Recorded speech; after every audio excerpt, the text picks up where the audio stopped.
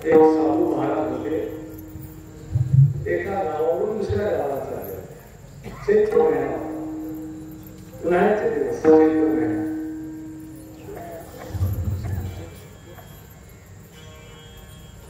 त्या गावामध्ये कुंभाराची गल्ली होती, आली होती, आणि त्या गल्लीतून गावातून बाहेर निघण्याचा त्यांना मार्ग होता. आणि त्या रस्त्यावरून चालत चालले. कुंभार दादाने अतिशय सुंदर डेरे काढले, मोठ्या आकाराचे, काही मध्यम आकाराचे, काही छोटे, वेगवेगळ्या डिझाईनचे, काही लाल कलरचे, काही काळ्या कलरचे, सुंदर डेरे. प्रत व्हायचे सगळे विक्री करताना प्रामाणिक कुंभार ते विक्री करत जातो. कौतुक केलं त्या कुंभारात. काही माणसाला कौतुक करायची सवय असते, काही माणसाला नावं ठेवायची सवय असते. ते काय सुंदर करायचं आणि तिथून पुढे गेला. त्या कुंभाराचं घर होतं, त्या घराची भिंत पडली होती आणि त्या भिंतीवरती काही गवत उगवून गाडी कचरा पडला होता. आणि अशा भिंतीवरती एक चांगला असा मोठा डेरा, लाल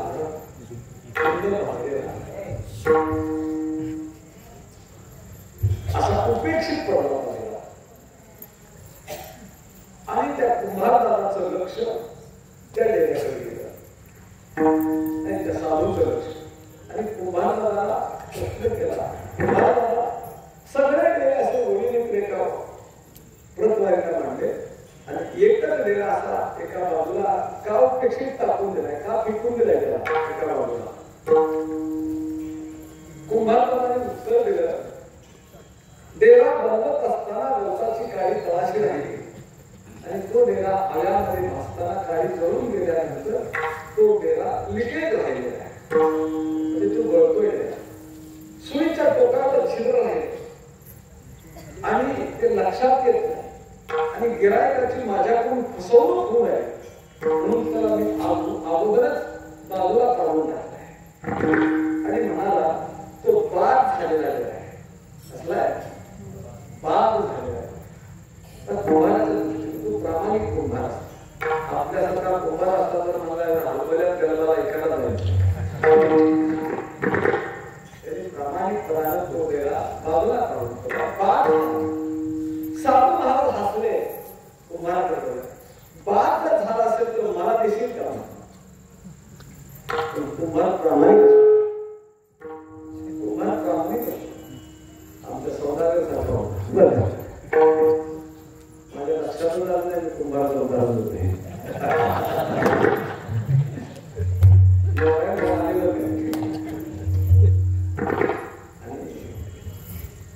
साधू महाराज तो लिगेल डेरा आहे, बाद झालेला आहे, काही उपयोग नाही. तुमच्याकडे नसतील पैसे तर देऊ नका, चांगला डेरा आहे. साधू महाराज होते, मला बाद झालेलाच पाहिजे, चांगल्याचं कामच नाही म्हणजे आमच्या. दोघंही आग्रही राहिले. साधू महाराज चांगला डेरा घ्यायला तयार नाही, कुंभाराला बाद झालेला डेरा साधूला डेरा तयार.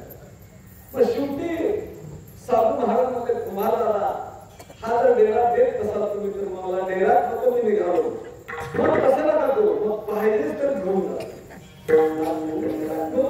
मला काही उपयोग नाही त्याचा, मी फेकून दिले.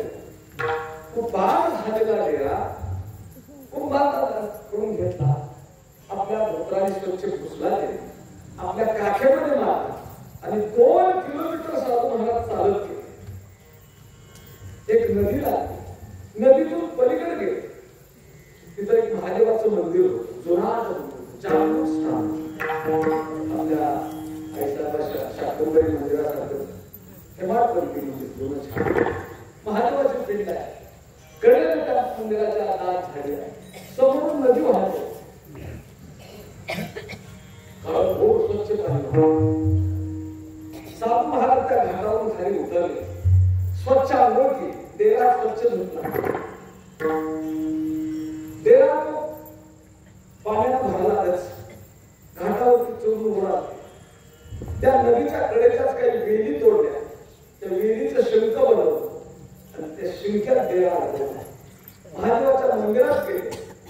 आणि त्या लिंगावरती कडी होती, त्या कडीमध्ये शिंक अडकवलं आणि तो डेरा लिकेज होता, सुईच्या टोकावर छिद्र होतं, बारीक जलाभिषेक व्हायला लिंगावरती हजारो भक्त त्या दर्शनाला येत होते. महादेवाला दर्शन महादेवाचं घ्यायचे आणि उठत असताना त्या डेऱ्याला खालून 2 हात लावायचे आणि आपलं मस्तक त्या डेऱ्यावरती ठेवायचे. थंडगार डेरा त्या मस्तकाला मला शांतता द्यायचा. त्या डेऱ्यावरती मस्तक ठेवलं का त्या भक्ताला काढावं असं वाटतच नव्हतं आणि ते हात लावून म्हणायचे, काय डेऱ्याचं भाग्य आहे. भगवान शंकराच्या डोक्यावरती विराजमान म्हणून सारखा जलाभिषेक होतो. पुण्य केलं असं द्यायचं. आता मला हे उदाहरण का सांगायचं तर महाराज, बाद झालेल्या डेऱ्याला जर साधूची संगत 2 तास लागली तर एवढं भाग्य प्राप्त होतं. आपल्यासारख्या चालत्या मोठ्या डेऱ्याला जर साधूची संगत मिळाली तर काय होणार. त्याकरता देवा एक प्रकारे माझ्या जीवनामध्ये मला संतांची सोय आहे. कोणत्या माध्यमातून संत समागम वावी त्याची द्वारी कुत्र्याचा जन्म दिला. मग तिथला अप्रतिम लाभ कोणता आहे तर तो लाभ द्रुपदामध्ये सांगतात. तेथे राम नाम होई सगळं, तेथे राम नाम होई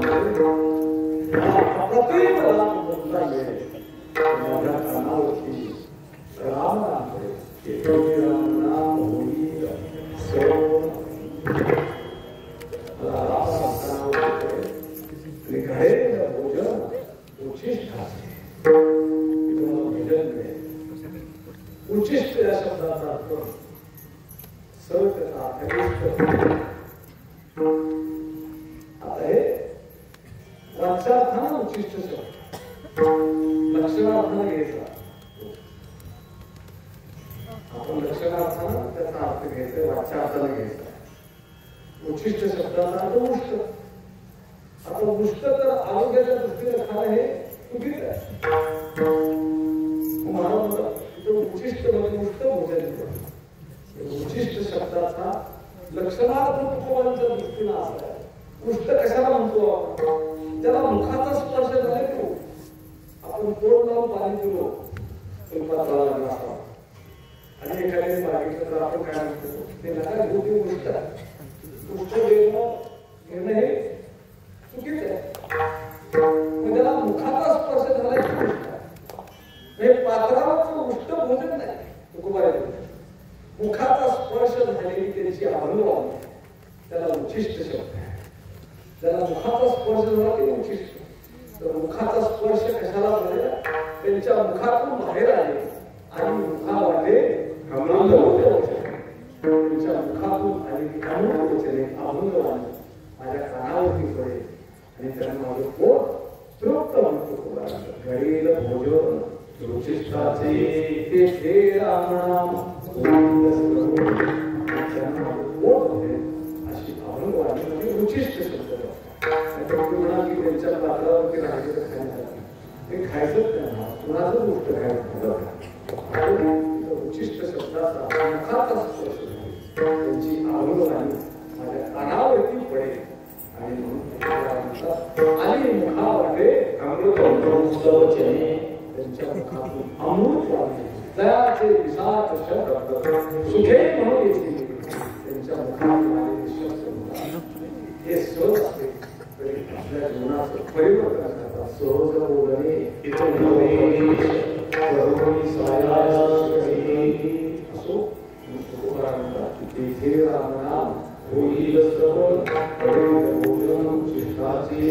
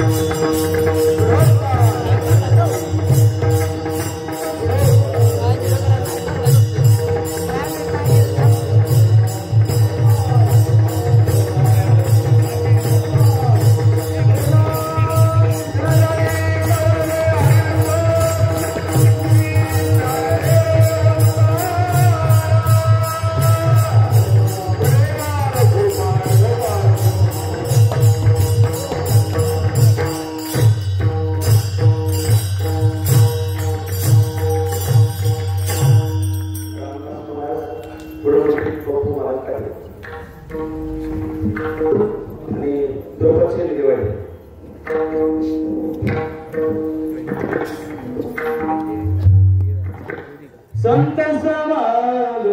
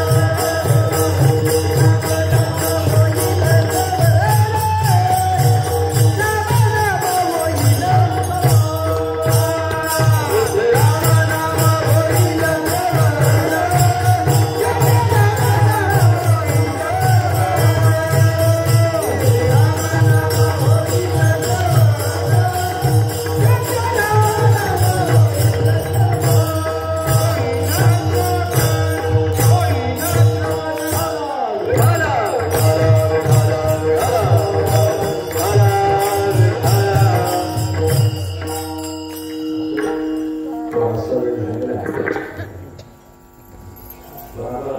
काय माहित नाही आमच्या देवकर फळाचा नियम माहित आहे का नाही माहित त्यांना देव मी सांगतो आमच्या देवकर फळावरची एक हार असला तर 2 तास कीर्तन करावं लागतं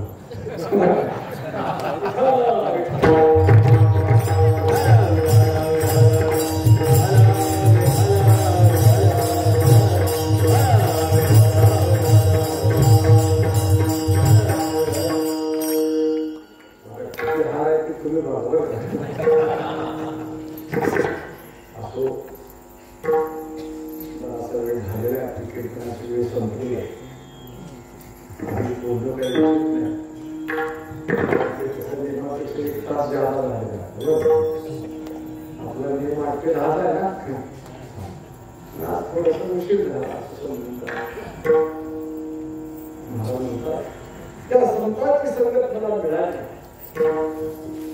तर त्या संगतीमध्ये माझं वर्तन कसं असेल किती तुम्हाला विनम्र भावाने करतात त्या संतांच्या संगतीमध्ये मी उद्धटपणा करणार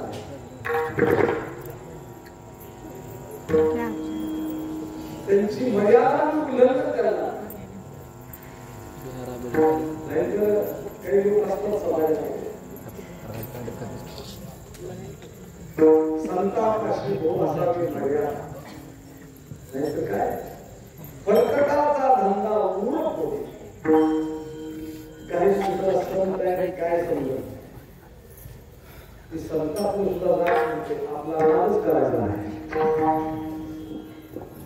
एवढ्या खाली बोलून एवढे मोठे संतांच्या बाबतीमध्ये माझा एवढा विनम्र भाव आहे मी संतांच्या संगतीमध्ये कामाई म्हणून राहील पटीक म्हणून राहील सेवेचा सेवक म्हणून राहील कारण संत सेवा सगळ्यात मोठी सेवा संत सेवा केली तर देवाची सेवा करण्याची गरज नाही ती देवाला आपोआप देवा त्यांची केली तुका म्हणजे संत सेवा हेची देवा उत्तम भगवान स्वतः सांगतात की संत सेवा हा दरवा भगवंताच्या प्राप्तीचा दरवाजा तर परिपालेन परिप्रश्नेन सेवया या श्लोकावरून अनुवाद करतात ते ज्ञान परिपळे जरी मनी अति आला तरी संतांच्या सर्वस्वी एक ज्ञानाचा सूत्रा तीत सेवा हा राजवता ओळखून तरी स्वाधीन सुवर्ण कोण म्हणून चरणाशी लागावी अधर्मता करावी याच्यापेक्षा सुंदर वर्णन आहे आपण बघूया संत सेवा हा भगवंताच्या प्राप्तीचा दरवाजा त्या संतांच्या संगतीमध्ये मी अतिशय विनम्र भावाने माझं वर्तन असेल कामाई म्हणून असेल बटीक म्हणून असेल बटीक म्हणजे सेवा करणाऱ्याचा सेवक बटीक म्हणून मी तिथं कामारी बटीक सेवेचा असेल दीनपणे रंग दीनपणा राहील की तिथं आगाऊपणा करणार काही माणसांना सवय असते आगाऊपणा बोलायचं परवा एका संघामध्ये आम्ही बोलला बसवतो आणि एक पुरुष आगाऊ बोलतो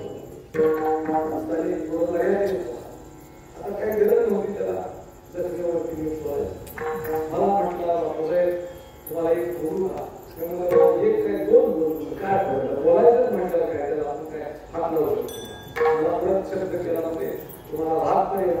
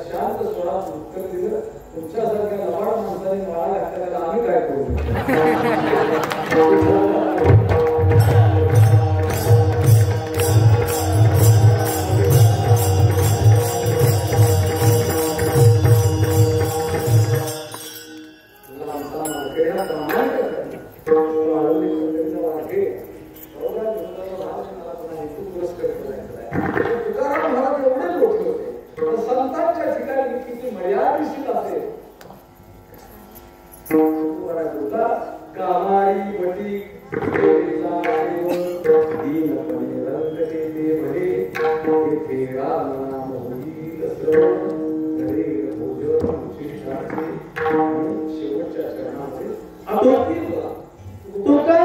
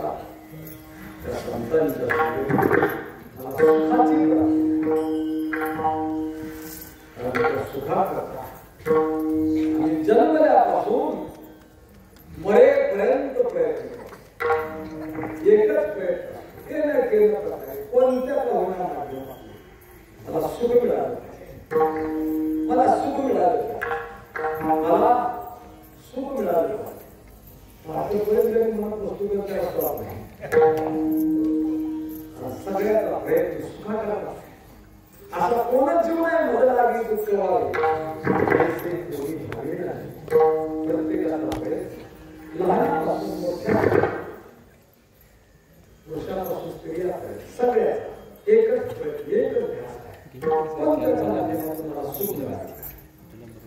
त्या सुखाचा रात्रंदिवस त्याचे प्रयत्न रात्रंदिवस कधी मरणाची घेता झडे करून सगळे प्रयत्न कशा करतात सुखात पण तुकाराम महाराजांना सुखच भेटतो या मृत्यू सगळ्यात कठीण गोष्ट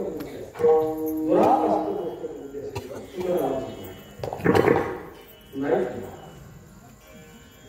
महाराजांचं वर्णन केलं सुखाची आशा जन्म गेला क्षणिक मुक्ती जन्मच्या जन्म सुखाची प्राप्ती होत आहे सुख पण असतं आणि त्या सुखाला आपण पाठीमागून शोधत राहतो सुख हाताला येतच नाही तोपर्यंत आपण संपूर्ण सुखाची प्राप्ती होत एक उदाहरण सांगत असतो खेडेगावात महाराज कीर्तनाची वेळ होत असते महाराजांना जेवण करायचं ते म्हणतात मला रात्री खूप प्रत्येकाची दोनच पदार्थ मला जेवणाचा होता एक भाकरी आणि गोड पण ज्यांच्याकडे बोलत असते की कसं शेतकरी कुटुंबात ते महाराजची गोष्ट गरीब कुटुंब त्या वाटेला सांगतात दोन पदार्थ मोठ्या आवडीनं स्वयंपाकाला सुरुवात करते भाकरी टाकते वरणात असतात ते भांडत पाणी ठेवली पाणी उकळायला वरून ते डाळीचा डबा खाली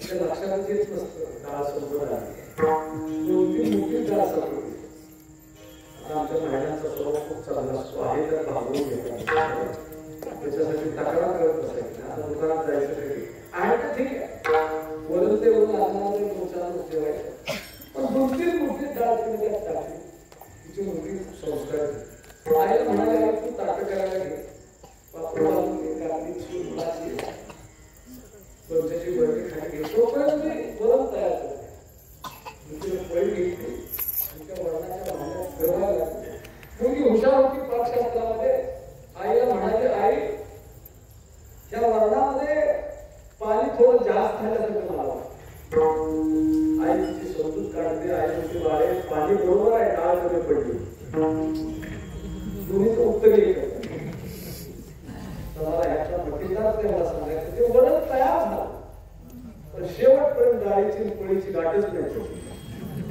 पुढं पोळी मागत राहत डाळीचं पोळीचं जाऊ द्या पण आपलं कसंच आहे सुख पुढं असताना आपलं सुखायला सुखाचे नाते भेटत तुकाराम महाराज सांगतात ते सुख मृत्यू लोक आहे अतिशय कठीण काही मिळेल तुम्हाला सत्ता मिळेल संपत्ती मिळेल आणखी काही पाहिजे ते मिळेल सुख मिळणार नाही संपत्तीवाला माणसं सुखी झाली सत्ताधीश माणसं सुखी झाली याचा सुखाचा काही संबंध सुख नावाची गोष्ट मृत्यू लोकांमध्ये मृत्यू लोकी सुखाची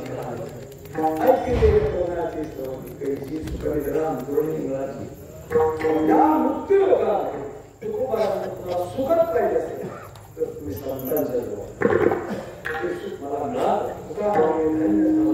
सुखे संतांची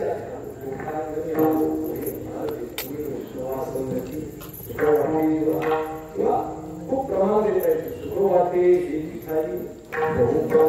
देशकालीन वेळान वारा ज्या सुखाची न करवे मर्यादा त्या सुखाची सुखसंपदा असं अमर्याद सुख या कलियुगामध्ये हवं असेल तुम्ही संतांच्या संगतीमध्ये सर्व संसारामध्ये सुख मिळेल पण ते सुख मर्यादित संसार लोकांच्या सुखाची कल्पना काय द्यावे खावे बरे असावे सर यापेक्षा वाढावे संतान घरी व्हावे धनधान्य एवढं मर्यादित सुख अमर्याद सुख म्हणजे आदिदैविक सुख आदिभौतिक सुख आणि आध्यात्मिक सुख इतर प्रकारचे सुख संतांच्या संगतीमध्ये असे हे संत महात्मे केवळ आपल्याला सुख देण्यासाठी सुखी करण्याकरता आपल्या उद्धारासाठी संसारिक असत्य माया मोह तापत्रय संतप्त झाले जीव ऐशी या पतितांचा करावया उद्धार या जागी आपला तुमचा संत महात्मे हेच काम मागे बहुता जन्म हेच करिता होता दुःखे पिढीले आपल्या दुःखाचा निवारण करण्यासाठी संत तुमच्या संतांची संगत करा. त्या संगतीमध्ये अमर्याद सुखाची प्राप्ती आहे. हेच वर्ण शेवटच्या ग्रंथाचा सर्व सुखत्या संगती घडे पंगती राम नाम होईल सर्व घडे भोजन उचिताचे